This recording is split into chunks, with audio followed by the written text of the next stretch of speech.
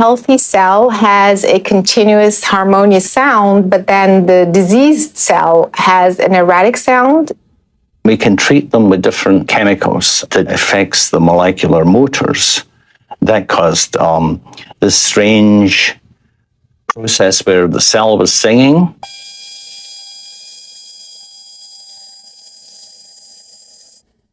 And then it started to get a bit interrupted.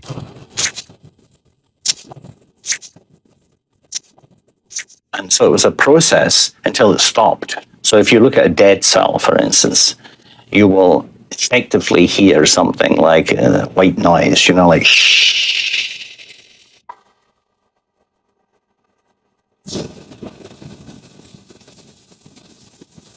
The cells communicate through that effect. And in fact, the fact that I'm speaking at the moment